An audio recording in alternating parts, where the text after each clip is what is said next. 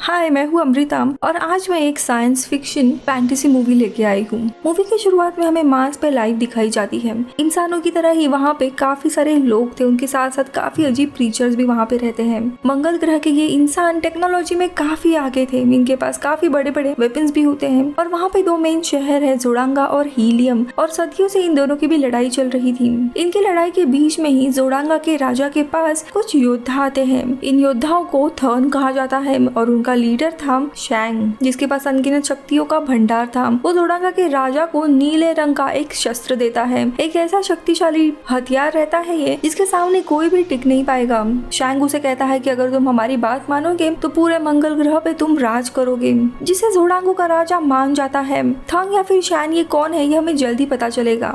अब ये बात बीत जाती है। कुछ सालों के बाद हम पृथ्वी पे देखते हैं, जहाँ पे समय था 1880 और यहाँ पे हम जॉन कार्टर नाम के आदमी को देखते हैं जो अपने भतीजे नेड को एक खत लिखता है कि तुम जल्द से जल्द मुझसे मिलने आओ। और यहाँ पे हम देखते हैं कार्टर का कोई पीछा कर रहा था। अब अगले दिन जब ये लेटर कार्टर के भतीजे एडगर्ड को मिलता है तो वो तुरंत उनसे मिलने आता है, लेकिन उसे पता लगता है कि उसके अंकल की यानी कार्टर की रात को अचानक से मौत हुई है। वो काफी दुखी होता है कि ऐसे कैसे बिना बताए ये चले गए। वो आखिरी बार उनके मृत शरीर को देखने के लिए जाता है तो कार्टर के वकील कहते हैं कि कार्टर के शव को एक ऐसे रूम में बंद कर दिया गया है जो सिर्फ अंदर से खुलता है। दरअसल उनकी आखिरी इच्छा थी कि उनके शरीर को दफनाया नहीं जाएगा, इसीलिए खुले कॉफिन में उनका शरीर रखा गया है। अब कार्टर का वकील एडगर्ड को कार्टर की पर्सनल डायरी देते हुए कहता है कि जॉन तुम्हारे लिए ये डायरी छोड़ गया है, तुम्हारे सारे सवालों का जवाब तुम्हें इसमें मिल जाएगा। और एडगर्ड वो डायरी पढ़ने लगता है जहाँ पे कार्टर ने कहा था बचपन में तुम मेरी सारी कहानियों पे विश्वास करते थे, आज मैं तुम्हें एक और अद्भुत कहानी बताने जा रहा हूँ, उस पे भी तुम्हें विश्वास करना होगा। आगे एडगर्ड जैसे ही कहानी पढ़ने लगता है हम उस दुनिया में चले जाते हैं।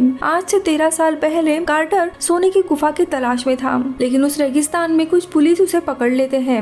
लेकिन तभी वहाँ पे कुछ लोग पुलिस के ऊपर ही हमला करते हैं, इसलिए कार्टर कर्नल को बचाने के लिए वहाँ से उन्हें लेके भाग जाता है और एक गुफा में आके छुपता है। ये गुफा वही थी जिसकी वो सालों से तलाश कर रहा था, यानी सोने की गुफा। उसे कई सारा सोना वहाँ पे मिलता है, वो काफी खुश होता है। लेकिन तभी वहाँ पे एक थॉर्न आ जाता है, यानी वही आदमी जिनके पास अनगिनत शक्तियाँ है और वो एक ग्रह से दूसरे ग्रह जा सकते हैं। वो जॉन पर हमला करने आता है, लेकिन जॉन उसके पहले ही उसे मार देता है। अब मरते हुए वो थॉर्न गले से एक डिवाइस को निकालता है और उसे एक्टिवेट करके कहता है बारसूम। अब जॉन काफी कंफ्यूज होता है, इसीलिए वो खुद वो डिवाइस को लेता है और वो भी बारसूम ये शब्द कहता है। लेकिन जैसे ही वो शब्द कहता है वो धरती से मार्स पे टेलीपोर्ट हो जाता है। उसकी जब आँख खुलती है तब वो एक भरे रेगिस्तान में था। उसे लग रहा था वो अभी भी धरती पर ही है। और इसी तरह शांग के लोग भी एक ग्रह से दूसरे ग्रह जाया करते थे।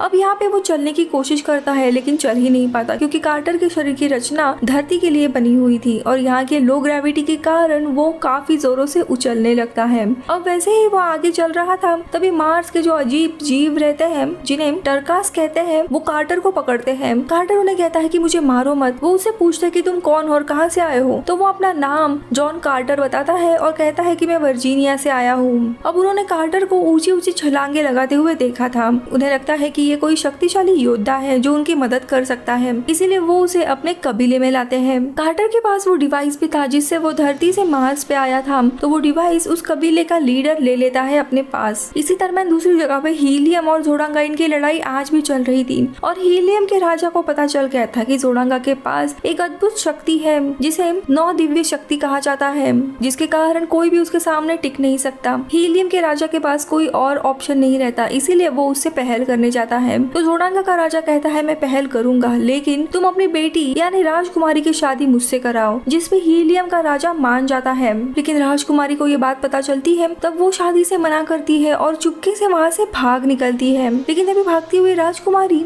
अपने एयरक्राफ्ट से नीचे गिरने लगती है। अब कार्टर जब ये सब कुछ दूरबीन से देखता है तब वो राजकुमारी को बचाने के लिए जाता है और ऊंची ऊंची छलांग लगाकर उसे पकड़ लेता है। अब ये सब कुछ जब जोड़ांगा का राजा देखता है तब वो काफी गुस्सा होता है और वो कार्टर पे हमला करने के लिए जाता है। लेकिन शैंग की नजर कार्टर पे पड़ती है और वो समझ जाता है कि ये आदमी इस ग्रह का नहीं है, ये धरती से यहाँ पे आया है। अब वो यहाँ पे कैसे आया ये उसे जानना था, इसीलिए वो जोड़ांगा के राजा को उसे मारने से रोकता है। अब जोड़ांगा का राजा उन दोनों को भी पकड़ने के लिए जाते हैं, लेकिन तभी टार्कस जॉन को बचाने के लिए उनके ऊपर हमला करते हैं और इसी तरह वो कार्टर और प्रिंसेस को बचाते हैं। अब यहाँ पे कार्टर और राजकुमारी जब नीचे आते हैं तब टार्कस उसे कहते हैं कि तुम हमारे साथ लड़ो और हमारी मदद करो। लेकिन कार्टर मना करता है तो वो राजकुमारी को मारने की धमकी देते हैं, जिसके कारण कार्टर उनकी मदद करने के लिए मान जाता है। तो यहाँ पे राजकुमारी उसके कारनामों से हैरान उससे पूछती है कि तुम इतने बड़े बड़े छलांग कैसे लगा पाते हो यहाँ पे। तो वो कहता है कि मुझे इसके बारे में कुछ नहीं पता, मैं बस अपने सोने की तलाश में एक गुफा में था और अचानक से यहाँ पे आया।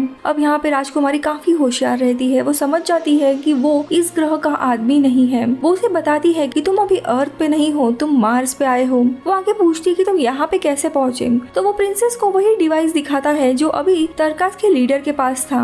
अब ये सब कुछ जानने के बाद राजकुमारी कार्टर और इस कबीले के सरदार की जो एक बेटी रहती है उन्हें लेके वहाँ के एक मंदिर में जाते हैं। राजकुमारी को वहाँ से एक नदी के बारे में पता लगता है जो एक पवित्र नदी है और यहाँ के लोग उस जगह को काफी मानते थे।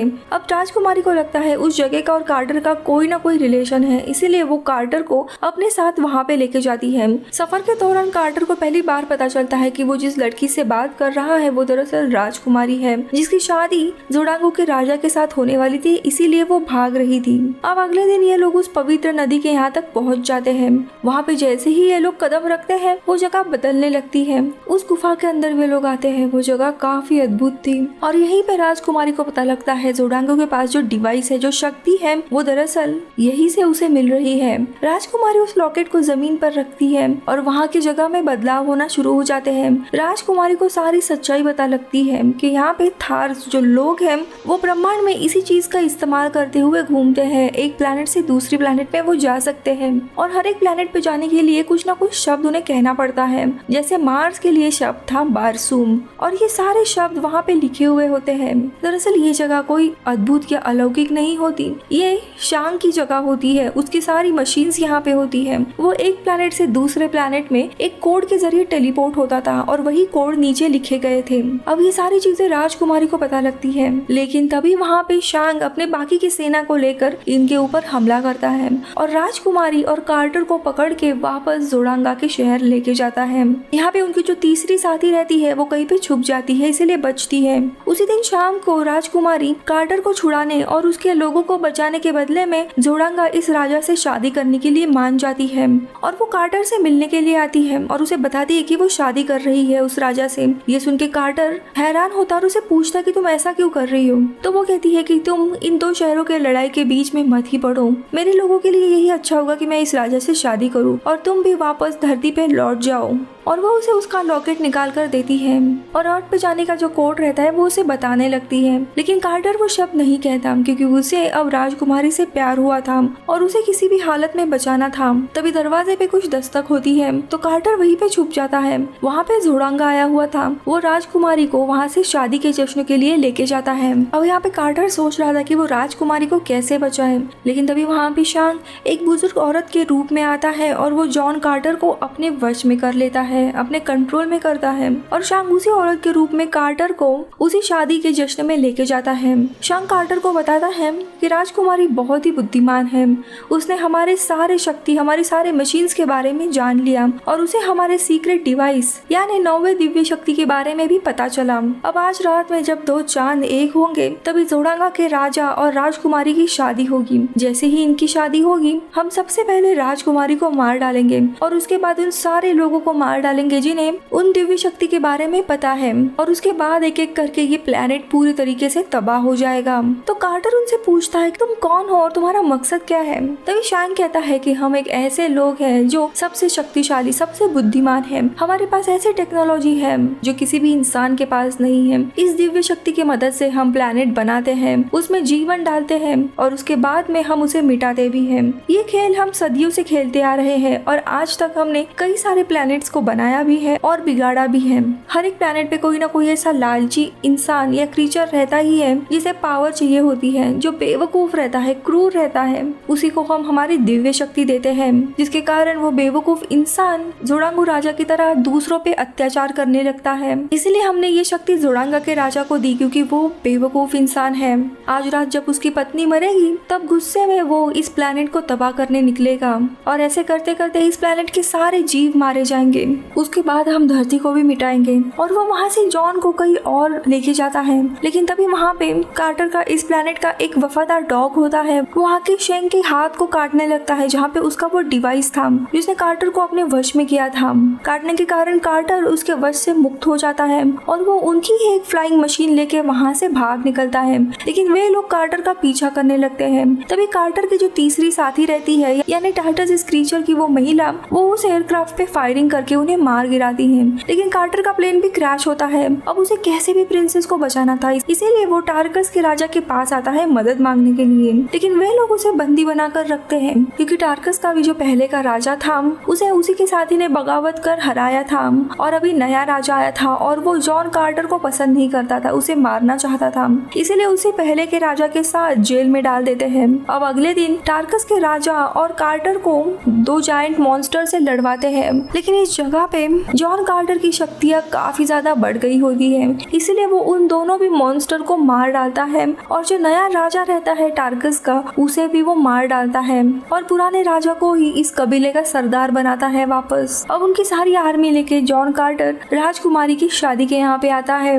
और यहाँ पे सबको बताता है कि ये सब कुछ एक चाल है, शादी के बावजूद जोडांगो हीलियम के लोगों के ऊपर हमला करेंगे।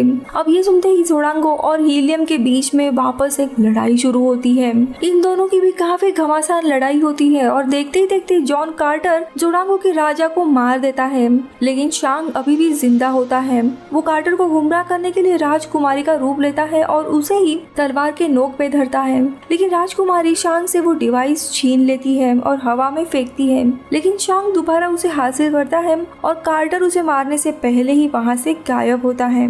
अब इसके बाद बहुत ही बड़ा जश्न होता है जिसमें कार्टर और राजकुमारी दोनों भी शादी करते हैं, लेकिन शाम में शैंग वापस आता है और दूसरे का रूप लेके वो जॉन कार्टर को वापस अर्थ पे उसी गुफा में टेलीपोर्ट कर देता है, लेकिन कार्टर को अभी मार्स पे जाना था क्योंकि उसकी राजकुमारी वहाँ थी, इसलिए अगले 10 सालों तक वो उसे डिवाइस की तलाश में था क्योंकि उसे पता था शान और उसके जो लोग हैं थर्न्स वो हमेशा एक प्लेनेट से दूसरे प्लेनेट पे घूमते रहते हैं, यानी वो धरती पे भी हो सकते हैं। 10 साल के बाद उसे वो डिवाइस मिल जाता है।